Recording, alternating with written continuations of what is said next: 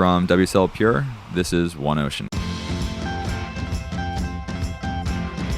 Hey everyone, Reese here, and today we'll learn why your surfboard sucks for the ocean. You heard that right. Surfboards, generally speaking, aren't made from the most planet-friendly materials, and they aren't exactly recyclable, at least not in your curbside recycling program. But there are a lot of people who are working to make surfboards more sustainable, and one of the most vocal advocates for Ecoboards is Rye Harris, aka the Ecoboard guru. Rye is a surfboard shaper, sustainability hacker, process inventor, and the founder of Earth Technologies based out of Torrance, California. Rye brings it in this conversation. He claimed it was the giant coffee he was chugging, but I know from experience that it's really just his passion for the subject. In my interactions with Rye, he is always full of energy and enthusiasm for the ways in which we can make surfboard shaping and thereby surfing more sustainable. All right, here's Rye. Rye, welcome to the show. Howdy. Glad to be here. Thanks for being here. Rye, who are you? For the person at home who doesn't know you, who's not following your Instagram, who are you? To put it bluntly and simply, I'm the Ecoboard guru. That is what people have said in the past. I'm the Ecoboard guru. And how did you get that name? I started doing Ecoboards before there was even a phrase Ecoboards, before even people knew what the hell that was. And I just kept at it. I've been building surfboards for almost 20 years. It's traditionally very toxic. Why do we need Ecoboards? Why do traditional surfboards suck for the ocean and for the planet? Traditional surfboards suck for the planet, for the people making them, because they're loaded with toxic materials. Okay, so let's go through the materials, like one by one. One by one. Like each your average surfer, your average surfboard. What are those materials? So like, the foam. 95% of boards is what we're talking about, roughly, is the traditional PU board. PU, it stinks. What is PU? Polyurethane. Yep. And polyurethane comes from? It comes from petroleum. Of course. So the foam, it's a foam that's blown, right? It's literally part A, part B liquid. They mix it together. They put it in a mold. Now, there's fumes when that's going down. Right? So that's bad for the workers. And then the foam itself, it's again petroleum-based. There's microtoxins in the foam. Most shapers are okay with the dust, right? Like I don't actually know anyone that's gotten sick from the foam dust from poly. But when said board breaks, it will leach microtoxins from that foam into the surrounding environment. They don't biodegrade. Hang on. So if I have a traditional board and that board breaks, that foam will now leach microtoxins. Yep. You're saying toxins or fibers, like fibers of There's foam? There's that too. Okay. But literally microtoxins, it's not a closed cell foam.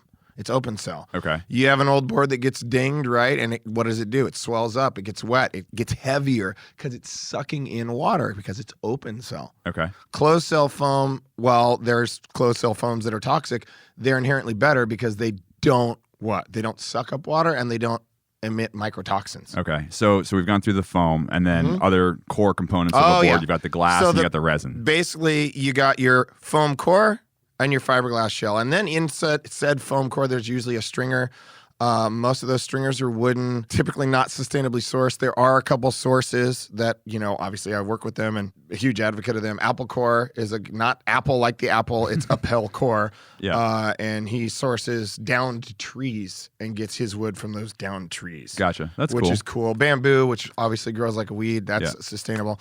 But proportionally, the stringer is probably it's a tiny little sliver. It's a tiny portion of the board. So really it's the foam and then it's the glass and the resin. Would biodegrade. So you have a stringer that will biodegrade, which won't if it leach. Makes it into a environment in which it can actually biodegrade. You literally have to strip the whole thing, cut it out. But then you have the shell, the fiberglass and resin shell. Fiberglass, toxic. We still use it. There really aren't that many good alternatives. But the resin, foam and the resin, number one components. None of this stuff biodegrades. Not the freaking resin, not the foam, not the fiberglass. So the resin is a polyester. It's polyester resin. It's another petroleum-based material. And it's probably the more toxic of the two. If we just talk about the foam core, the resin has the volatile organic compounds, the VOCs, that, the shaper mask, most people know what a shaper looks like. He's just got a light little dust mask on. That's fine. The gnarly, respirator, You have to have that if you build surfboards, because if you are around that resin, Right. you don't want to get in your lungs. But what's your biggest organ? It's actually your skin. Yep. You have this massive network you have pores. Everybody has pores. That stuff is getting into your body. And it's exposed. Through your skin. Right. Forget the mask. Right. Your skin's always exposed unless you go to work in a Tyvek freaking gnarly, airproof suit, Right. which nobody does. We're all glass and boards and, flip-flops and T-shirts. So, okay, so you've got the foam, you've got the resin. The resin's really toxic, right? Those are the two main things. Yep. What are you doing differently? We use completely different materials, and the number one component was the resin. So again, me being what I said earlier, the Ecoboard guru, there needed something basically the resin was invented, and it's a bio-epoxy. So it is a non-petroleum based resin. It's actually bio-based. So it's, What does that mean? When you say well, there's bio-based, multiple. plants? There's bio is multiple. pretty broad. It is. There's multiple bio-epoxies now, and they all have their different sources and supply chains.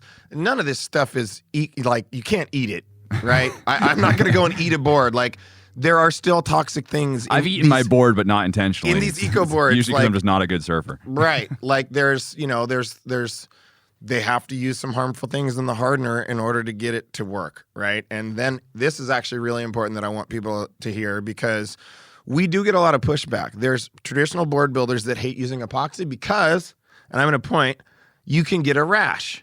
Oh, yeah. And that You legit have a rash. You legitimately get an allergy, and it's called sensitization. You become sensitive to epoxy. So Yeah. I already got the worst that can happen to me. Okay, so you can legit get a rash That's it, from though. the skin exposure Yeah. to this stuff. Basically, if it's like any allergy. Some people, I've seen way gnarlier reactions Yeah. than this. But that doesn't look good. I wouldn't want a rash Right, like that. but guess what? I'm not huffing the fumes. I'm not gonna die, hopefully, from some sort of some foma from the fumes getting in my body, getting into my organs through my skin Right. or through my nostrils and Right. into my lungs. All I get is a little rash if I spill resin all over myself. And unfortunately, when I was in my backyard days, I wasn't the cleanest guy. Yeah. So I basically bathed in this stuff. Okay, Yeah. so let's go back. So materials-wise, you guys are using different materials. So what are they again? So number one, bio-epoxy. Bioepoxy, So right. epoxy, there's epoxy boards and there's traditional boards. So we're Yeah. in that category of epoxy boards, like a Firewire or a Surf Tech or whatever. Yep. And then as far as the foam goes? And then the foam, we, by request, dude, I don't want a really lightweight board. We'll do a PU foam if someone absolutely wants it, but I try and talk them out of it. Yep. Because up until now, there haven't been good poly replacements. Yep. There was a soy-based foam that didn't do well. It was yellow. There's been other Yep. blank companies, and they've fallen by the wayside because from a materials standpoint, yeah, they were great, but performance-wise, they were awful. Gotcha. And so that is coming full circle now. The boards are bright white. They look just like regular surfboards. And that's one of the things I've always said, is they got to be just as good as that standard PU board. Right. Right. So epoxy is the resin. It's a bio-epoxy. And back to the foam question, we basically use styrofoam. EPS, extruded polystyrene. Some people, that doesn't sound very eco. But, when you see trash, what do you see? You see plastic bottles, straws, and usually floating styrofoam. Yeah. Right? But the cool thing about styrofoam is you can keep recycling it. You can keep it out of the landfill entirely. Right. And repurpose it, reuse it. So the main blank, there's multiple blank companies, but Marco Foam, Right. which you're familiar with, they in Sustainable Surf have this program called the Waste to Waves program. Of which the WSL participates. Yes. So and there's these networks of bins and surf shops, WSL, all over the place, where they take styrofoam packaging. You buy a TV. Yes. Styrofoam is a necessary component of the packaging. Yep. It happens to us here because we have a lot of TV and camera equipment, so we end up getting styrofoam. It's just kind of like an unavoidable thing right now. Unless we were going to call up Amazon and be like, we're going to come to you and pick it up, and we want to take it out of the packaging, which already came from China. No, so we get that foam and we collect it in the Waste Waves thing. Yep. Kevin and the team at Sustainable Surf have been great. They come and pick it up personally, Yeah. actually, and then they send it up to Marco. Yep. Marco has a whole thing on densifying it, basically. So it's a whole process. I hadn't even I want the machines myself, but they're big and Big and loud expensive and expensive. But Right. there's a densifier, then there's another machine. But essentially you get this molten plastic looking brick that weighs like 25 pounds at the end of the day. They send that to a vendor that rebeads it. It goes through an extruding process, turns it back into a bead. Because if you look at styrofoam, it's a bunch of little beads. It's a bunch of little balls. And then they take blanks. Those beads and they make blanks. Awesome. And press it. Cool. Yeah. Okay, so we've got the foam, we've got the resin, and then you also use a bunch of other materials in the process of making boards. Like, for people who don't know, Rye is like this mad scientist of finding scrap things and working it into boards. I mean, more or less, yeah. I am a mad scientist with it. If it's eco, I'll at least try it. And we get a ton of different companies reaching out, try this product. But back to it's got to be just as good as. It can't be heavy. It's got to be light. It's got to perform the way a traditional board does. And so there's a lot of stuff that we don't use because it's too stiff. Right. Man, I've used everything from mushroom foam to, that you can't eat, to hemp, basalt, which is inherently eco because it's made from volcanic rocks. I mean, all kinds of stuff. Yeah. So talk to me about, for everyone listening, so Rye just made me a board. Yeah. He just said, he said, so we'll provide some context. So basically, WSL collected all its styrofoam, said, hey, we want to make some eco boards with sustainable surf and with Rye. We then had them at the Freshwater Pro last year. Fans were able to participate in a contest to win the boards. We had 5 or 6 fans go home with these beautiful boards that had really cool patterns and all sorts of stuff.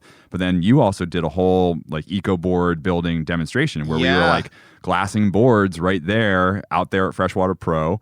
I was there with like Sal Masekela, Meg from Outerknown, your dad. My dad, the inventor of basically, he's more important than me in this whole Ecoboard thing because he invented the bioepoxy. Before him, there wasn't such a thing. What was his name again? Ray Bonatal. Yep. Entropy Resins. Well, and then Hunter Jones, our boy. Yeah, Hunter was there. Ecoboard ambassador. It's great. We had a lamb jam. That's what we called it. We called it a lamb jam. We all got together and we got to like paint and glass these boards. And so here I am participating in this one board. And then unbeknownst to me, this is the board that's now been handed to me as the board that Rye said, I'm making you a board. And I was like, oh, cool. I didn't know that I had a hand in painting this thing. But walk us through this board because you're saying this is gold level. Yeah, it's Ecoboard certified. Really, really freaking cool. And, take us step by step. Well, it is one of the 3 boards that we glassed live. It is one of the ones that didn't melt.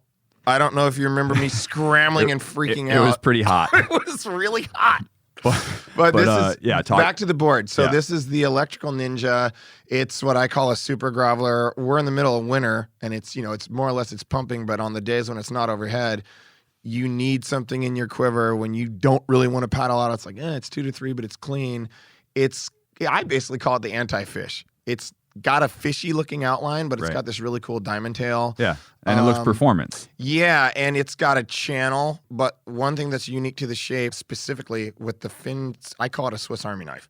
So you can run it as a thruster, a quad, or a twin. Sick. All in the same shape. It performs equally well in all 3 of those, which is also pretty rare. But our listeners care about the sustainability side.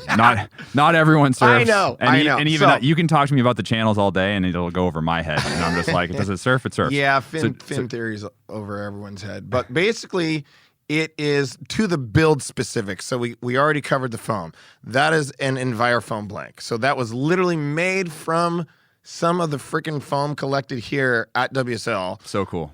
Which is insane. And then we shaped it on our CNC machine at the shop, and we collect the waste from that as well. We're going to get into that. Yes, we will. Yeah, unbeknownst to you, we glassed it under your nose. I can't figure out what color I had you do, but there's some pink on there, greens. It's an abstract. It's pretty sweet. And then talking about the deck and the tail. So we did half of it at the show, right? And then the deck, of those boards that we did the activation with, I think I did 2 separate series. And we had some where it was upcycled cloth, remember? And then the other 3 had this basically trash veneer. So we take... we do like a thin wood laminate kind of. But rather than just one piece, right? Which you've seen on Firewires, and people have seen veneer boards before.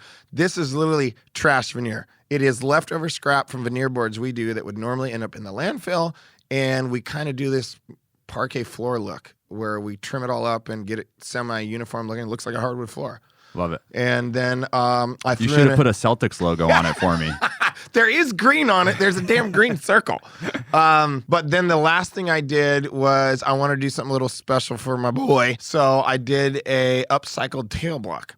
US Blanks, which is the #1 blank company, numbers-wise, sales-wise, they also have EPS, but they have all these different stringer options, you know, from cedar, redwood, darkwood, name it, balsa. And my buddy over there collected some of their offcuts that would normally end up in a dumpster. And he shows up with just like crates of balsa, redwood, name it. So this is all scrap stuff. Yeah, all scrap stuff. So I laid up a really cool, I hadn't made one of these boards yet, with a tail block. So I the made tail is essentially balsa instead of foam. Yeah, it's well, the way you lay it up, you literally cut off the tail. You shape the whole thing, glass the bottom. Remember, we glassed this whole board. Yeah. It had a foam tail. So you chop it. You what take happens it to to the that tail? shop. That was the template that I then used for the tail block. Okay. So that is just strip the fiberglass off, recycle the foam, shred the fiberglass. But yeah, so glued on this tail block that I made up, and what's cool is that wood will biodegrade, but you get this beautiful aesthetic. It kind of matches the veneer. Yeah. Beauty. And then we got a matching brown pin line. Like it's a gorgeous board. It's a sick We'll board. post some photos of it. And Getting then push fins, recycled skateboard fins to also match the wood look. Sick. Eco fins, the whole deal. the whole way through, Yeah. this thing is So gold level. This is on some other level. Zero waste in the manufacturing of it. So it's as eco as you can get. and made locally. Yeah. Which made is pretty locally. rad, right? So we're not talking about insane shipping costs Right. of a board coming from Also, across an ocean. all American made materials. Every single thing that went into that board. Oh, wow. Which Amazing. that's actually kind of hard to do. Kind of hard to do in- these days. in our industry. But the Future Box is made right in Huntington. The Leash Plug made in Torrance. I think the sandpaper's made in Texas. The fiberglass is made in Texas. So you're kind of hinting at all these different things that go into a board and the Right. board making process. And I've been to your Yep, shop. you've been to the And if anyone's ever seen a shaping bay and a surfboard shop, like there's a lot of stuff going on. There's a lot resin of- dripping yeah. off of boards. Yep. There's tarps. There's you got gloves, stir sticks, cups, all this stuff, right? And you got the foam also from the shaping process. Yep. So there's all this stuff. Walk me through what you guys do, because you're a zero waste factory. Yeah, which is that in and of itself is like a unicorn. Right. So first talk to me, again, thinking about the shaping process. You start with the blank. You guys get these big foam blanks, and then you cut them down to a certain size. And there's a bunch of foam that Right. comes off of that. Well, so yes, we're going to kind of rewind, because something that I realized relatively recently, we didn't have a CNC machine until this summer. What's a CNC A machine CNC machine is for what, my dad who's listening?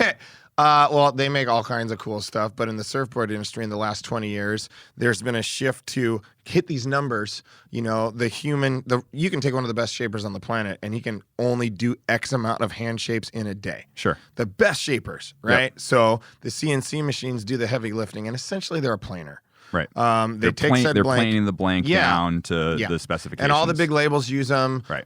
If you don't have one, then you use a cutting service, right? Which is what they do. And Right. so we got to a point where I couldn't hand shape everything, and we had to use a cutting service. Just drink more coffee, man. You're clearly amped now. Well, yeah, I'm literally doing everything from shaping, sanding, marketing, all of it. You're good. Running it. Like, there's just not enough time for me to hand shape that much. So you got the machine. we got the machine. But before we got the machine, I was very, very, very specific about how we describe the zero waste manufacturing. It's hashtag zero landfill manufacturing. There's human waste, there's food waste. Sure. That's normal, but that's not what I'm talking about. I'm talking about how you build a board, right? Yeah. There's zero waste in that regard. But before the blank got to my shop, was there waste in that process? Then there was, right? So getting the CNC machine cut out that middleman and allowed us to truly capture every single bit of waste made from the very start, made from the blank From the blank. to the freaking last sanding stroke, right? And then are you sending that foam back to Marco? And then that foam is going back to Marco and it gets recycled. And it stays in the loop. Right. And I didn't know they could even recycle the shaping dust. That was the biggest issue, is it's a fine particulate. They'll Right. take the block cuts and the styrofoam chunks all day long. Yeah, But because in the they- recycling process, it's all about kind of like, where do you get the most value? So like right now in our global recycling, it's like, aluminum, high scrap material or value. So we go for aluminum. We go for big, your Tide laundry like plastic jug, high value because it's a big chunk. But your little plastic film that you're throwing in the recycling bin is probably not getting recycled. It's the same thing, but it sounds like that fine particulate can be recycled in your process. That's so cool. Well, it's part of their process. So I took that. So I was like, all right, well, we already have a solution for a portion of the waste in our factory. A portion. Right. And basically I started looking at all the waste streams of each individual room. So your shaping bay, your sanding room, and then your, pardon my French, clusterfuck glassing room, which is just, I don't even know where to start. To describe it with my eyes, it kind of looks like Jackson Pollock had a couple coffees and just went crazy around a bunch of surfboards. It's kind of beautiful, but it's a beautiful mess. I mean, you got resin stalactites off your trays and all over the floor. And so what do you do with it? Because I've seen this process. Take me through the process. So you... just to simplify, how do we recycle? You categorize, right? So we have all these bins for every single waste stream in the entire shop. We have a bin for it. So we separate. So we have our wooden and pulp stuff. So stir sticks, brushes, okay? Well, they've got a metal collar. Well, we take the collar off and you have a wooden handle. So that goes in the stir stick bin. Pulp-based, tape, and paper towels. And then you've got your gloves. And mind you, most of this stuff is saturated with resin. And resin, for people who don't know, it's just sticky. It's plastic. It's just plastic. It's a mess. So we talk about the plastic pollutions problem. I literally work with plastic every day in a liquid form. But when it's hardened and it coats everything, that's when I can do something with it. And then you've got your loose stuff like the scrap fiberglass, which we already were recycling that anyway, the clean stuff, and that would go to Push Fins, who then recycles it into make these awesome skateboard fins.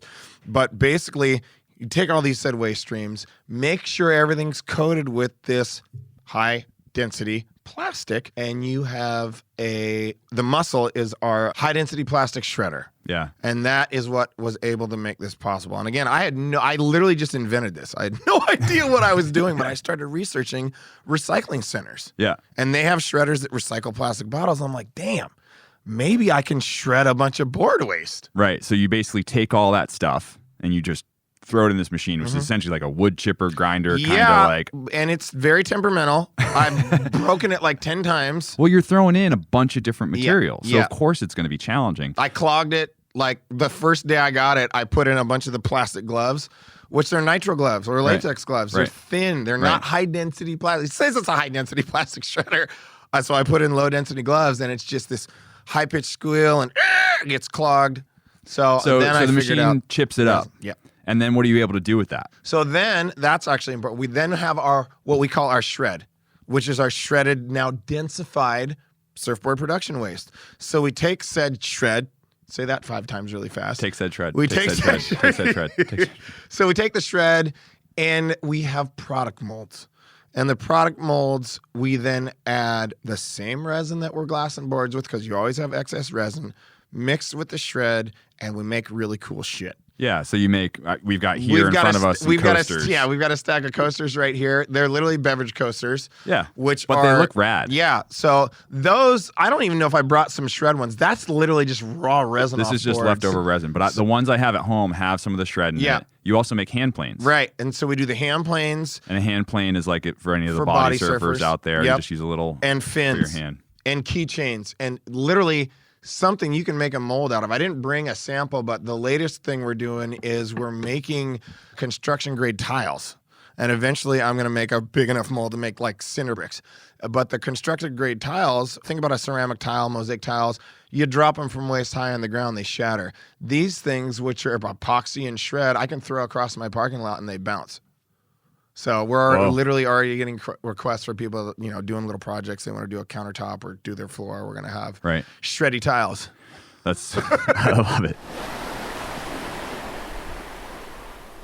Hey everyone, if you're at all like me, most of the year you're surfing in a wetsuit, just dreaming of those warm summer days or frothing over your next surf trip to a tropical destination. And when you do get a chance to surf warm water, you're stoked when you can trunk it. Trunking it just feels great, so long as you're in the right trunks, that is. The most high-performance trunks in the world, of course, were developed and tested by the world's most high-performance surfer, none other than 11-time world champion Kelly Slater. The Apex trunks from Outerknown are ultra-light, have ludicrous four-way stretch, stitch-free seams so you won't go and rash yourself on day one of your safari, and are sewn in a fair trade facility, which means the makers make a fair wage. Oh, and they're of course made from recycled polyester, which is rad because recycled fibers have lower carbon footprints, and that's a good thing. So hit up outerknown.com if you need some trunks. Outerknown is cool and hooking up our listeners with a discount of 25% off. Just use the code OCEAN at checkout. That's Outerknown, OUTERKNOWN.com, and the code is OCEAN for 25% off your order. They've got a bunch of styles, and they're hooking up our listeners for geeking out on sustainability. Once more, promo code OCEAN at outerknown.com. All right, back to the show. So you've now thought about your waste streams, and really like that's what's going. It's just taking the time to think about the waste stream and then repurpose and figure it out. I mean, like, how long is this process taking you to kind of analyze all this and get to where you are? I mean, a long time, it sounds like. A really long time. Well, and we did a successful Kickstarter campaign to help offset the cost. Right. But I was 6 months in before I even had that idea. And I wasn't zero waste. I literally was, dirty little secret, hoarding my trash for 6 months in bags, categorized, because I didn't have the shredder yet, literally chucking it up on top of my shaping bay. And I mean, luckily we built everything's to code. We built our shop pretty strong. There's a lot of weight up there. Yeah. But once we got the shredder, I started shredding it all. But I was literally categorizing, throwing all the gloves in the bag here. Okay, well that's what we're gonna use. So why do you do all this? Like, shaping as it is hard enough in and of itself, right? Like shaping, and it's a low margin business. You guys all grind to do it. Like, what's this feels like above and beyond type behavior. And even while I get the environmental thing, like, what is really driving this, honestly, man? Like, I have to. Our planet is fucked right now. I'm doing the least I can do. You know what I mean?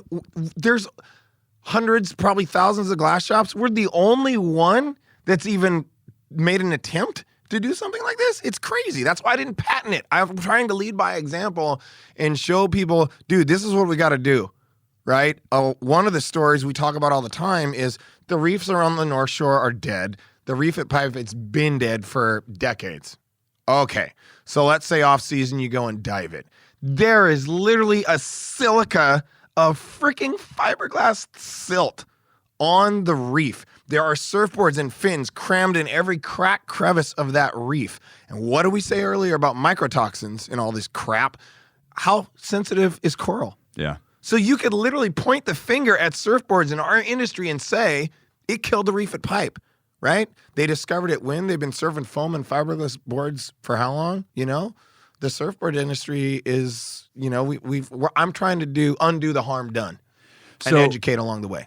Totally. Now, on the flip side, surfing enables us just to like challenge a little bit, right? Yeah. Surfing gets us out in the water. Right. And whatever craft you're on, you're out there in the water and you develop that passion for the ocean. So it is like, no matter what, getting out there is good. And we're not telling people at home who have maybe a non-Ecoboard surfboard to throw it out. Hypocrite. Don't do that. Don't throw out the board that you already own, right? So the number one, so if we were to like really talk about surfboards, the most eco-friendly surfboard is the one that you keep in rotation the longest.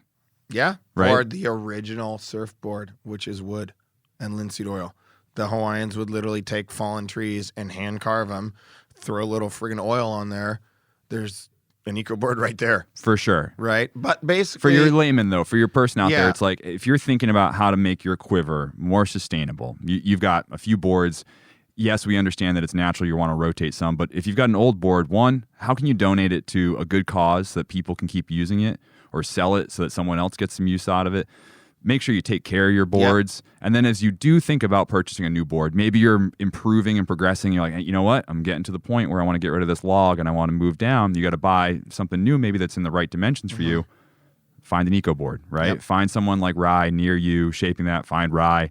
Get an Ecoboard and then keep that thing in rotation forever. Right. Well, I don't know. That's the way that's kind of how I think about it. I think that's a great way to think about it. Because here I am. I've got a brand new board right here. Like, I have enough surfboards. I didn't need You another didn't even one. need But it. like, this is a beauty. I'm super stoked on it. And part of it was because it does fill a space in my quiver for my ability. And so I'm progressing here. But now I'm going to keep this thing forever. Yep. So that is actually something that If my wife doesn't steal it first. Right. In talking to other shapers, being a South Bay board builder, most of the guys are traditional board builders. That was my background. Being eco and sustainable is also just a simple attitude adjustment. Keep your board out of the landfill. I had a conversation with Tyler, legendary craftsman, big dude like me. Those boards are going to outlive most of the people that buy them. They're heavy. They're built traditional, triple gloss coats. They're bulletproof. That's an Ecoboard. Even though it's made with toxic equipment, that thing's not snapping like a twig. Right. That's not going to be opened. I mean, you might get a couple dings here and there, but that is a lifer. Yeah. So the quality, a really good quality board that's not going to snap like a twig, that wasn't made overseas in a pop-out factory, those are inherently Ecoboards as well because they're made so well. And when the person that buys that board, it's an investment and you take care of it, Right. keep it out of the landfill, change that attitude. It's not a disposable board, right? Right. That's the whole thing is, we work towards with the zero waste thing is a circular system, circular versus linear, this linear economy. We have just instituted something that hasn't been done in the surfboard industry before, which is a circular system. Yeah. So the linear system being extraction from the planet, company makes product, I buy product, I use it, I throw it out. Throw it away. Goes away. Circular being company extracts from the planet in some way, and then we recycle that and we keep it in the system. We keep that material. And a true loop is keeping that material being used or upcycled into high value stuff versus downcycling. Right. So like aluminum as a great example. Aluminum cans will be turned back into aluminum cans very often. Yep. They have a very high recyclability rate, whereas plastic often is downcycled. Right. Even your number one plastic bottles and all that stuff. So, all right, I kind of hit on it, and I loved your answer around like why, right? And I love just how emphatic you are about it. But like, where does this stem from? Does this go back to childhood? Have you been you're the Ecoboard guru in surfing, Right. but like, how'd you get your start here? Is there a teacher somewhere along the way who inspired you? I'm going to try and keep it brief. I get asked this question a lot, and even when I started doing the Ecoboard thing, I didn't really know what made it what shift in my life. What other than at the time, my boards didn't break anymore. So it was a performance attribute. That is actually why I switched from traditional resin to the bio-epoxy, because it was hard to work with in its infancy, but my boards were way stronger.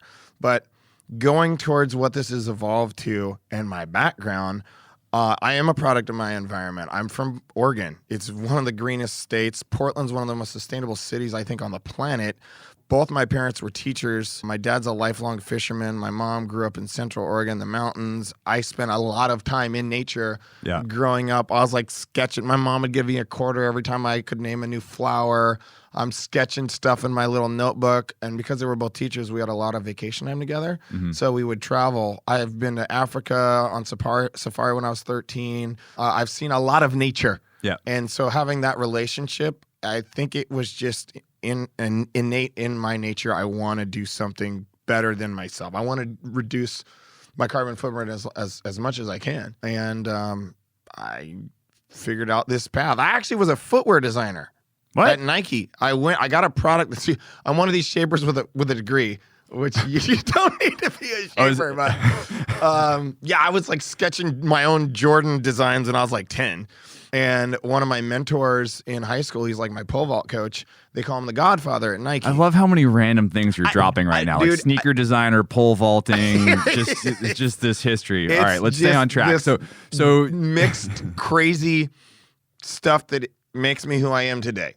And having that background though as a designer, that's what I did right out of college. And I absolutely hated it. I lasted 3 months. I don't even know, it was 4 months. And I moved down here. Fell in love with surfing. I'm an adult learner, right? I grew up nothing wrong with that. 2 hours from the coastline with no internet. There was no internet. I'm 41. And surfing was not, I was a skier and I skated a little bit. Doing non-traditional African-American sports, I'm the guy on the slopes that's doing double black diamonds, black dude and his dad, like, the hell? Oregon's like 97% white. I had to throw that in there a little bit because that's part of who I am too. Yeah, I mean, listeners can't see that right now, right? But they'll see in the photos or whatever, and they'll see you. Has that affected your role in this space and in shaping and in some way, or what? I would say not when I started, and not even when I started to get good at it, but now more so because I have a platform and I can speak to that community and help educate. I love the Transform series. The WSL Transform series. The WSL Transform it's pretty cool. series. Like Giovanni's amazing. Yeah, it's freaking awesome because it used to be, again, not about shaping, but just me. I stick out wherever I go. I'm usually the only African-American surfer in the water. And so that was what I would get is, damn, what is this brother doing? Yeah. He's crazy. Stay in your lane. So we had Air from Five Gyres on the podcast, and he was telling me the story about how he did Whitewash, the documentary. And it was because he was walking across the beach with a surfboard and somebody went, "What are you doing?" As if like black people don't surf, right? Which is such a messed up question. I know. But anyway, so I mean, I just think it's really interesting. What I love about what you just said is you talked about your story as a kid and how you were lucky to have those chances to get outside and be exposed to nature.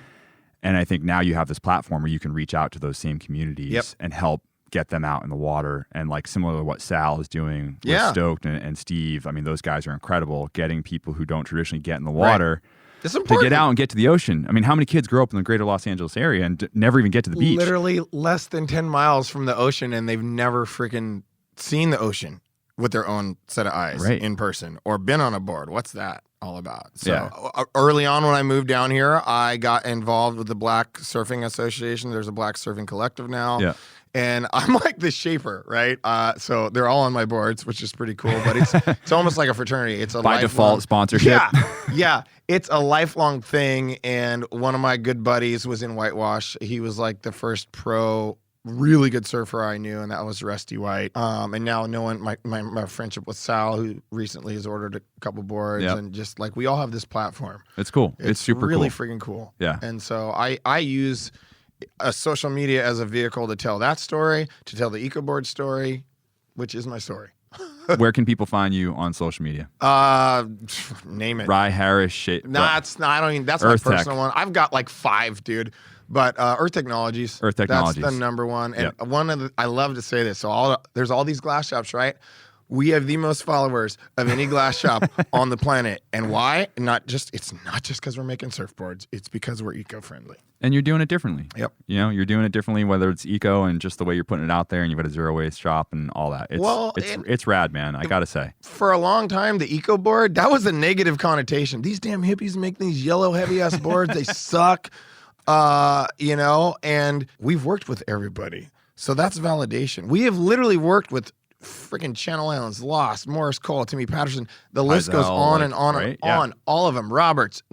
I'm probably forgetting a bunch, but it's validation that we make boards just as good as the average status quo poly board. Right. And that right there is a step in the right direction. I love it, man. What else? Anything else you want to share? Oh man, I don't even know. We got a lot of irons in the fire. What are you most excited about in the year ahead? Well, we're global domination, right? If you look at the stats, people want to know what an Ecoboard is, shout out to Sustainable Surf. They kind of coined that term. What is an Ecoboard project? What is the Ecoboard? The Ecoboard project is basically a verification system that they put in place that basically says this is what an Ecoboard is, and there's a little logo. It's an X that goes on. They're different levels, right? Not all Ecoboards, because some people don't care, but it goes on most Ecoboards that are made. So we're working with them together on some stuff. And real quick, to be clear, the certification thing, like you were saying, not all boards that are Ecoboards are Ecoboard certified. Right, because they're not in their network. Right. You got to get on their website. You have to register. It's. But I think the most important thing for people out there listening and wondering about this is like, go get to know your local shaper. Get to know what it means to be an Ecoboard. Like, check out, we'll link to Sustainable Surf Standards, we'll link to Earth Tech. Go learn about this and figure it out and find your local shaper and work with them. Well, it's that, see that right there, it's the consumer needs to know. That's why part of my job is I'm an educator. I got to get the word out there so people know there is an option. You can go to, I might not make a board for you, but you can go on my website, you can go on Sustainable Surf website, you can find this network of shapers that are already making Ecoboards and say, hey, I want my next board to be eco. And all you have to do is change the resin. Yeah. Change the foam. It's not that big of a deal. Yeah. It's really not. Yeah. They work just as good as. So to back to your question, where are we going, what I'm excited about. So we are relaunching some new tech, something that I developed about 4 years ago. I launched it last year, then we went back to the drawing board. But basically, there's a lot of tech out there. We are in a very tech-hungry industry. Every year there's some new flex, something, this, that, and the other with carbon dressed up. Blah, blah, blah, blah. A lot of it's gimmicks. Some of it actually works. I'm not going to name any names, but other than our Reflex technology that is dropping this month. We launched it last year at the boardroom show. A lot of people saw it. We actually built it exclusively on a couple Pyzel boards, and a lot of people were asking me questions about it. Now, having had to cut those on a CNC machine, we changed the recipe up a little bit, but it's something we make in-house, and we're calling it Sustainable Blank Performance Construction because it's in the core. Right? How strong can your board really be if you've got this weak ass core? Yeah. So same thing like a human being. If you don't have a strong core, you're not a good surfer. So it's part core, part Howie. It's top secret proprietary glassing schedule. Whatnot. Very cool. But that is, and it's only going to be available through our shapes and Pyzel and Chili for now.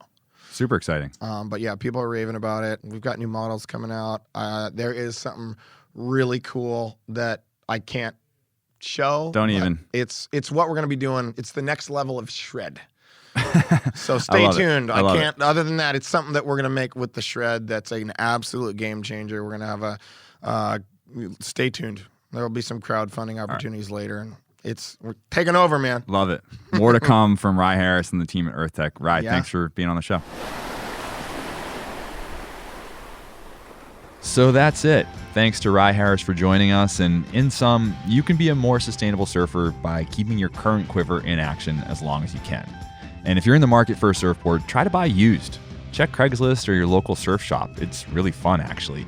And if you're going for new, if you need that really great slick new board, at least look for Ecoboards in whatever form they may come. I say that because Rye's not the only one making Ecoboards. Ecoboards, and I'm kind of air quoting here, come in many forms, from the stuff that Rye is doing to more craft solutions like repurposing old boards to the more mainstream brands that are simply trying to make boards more durable.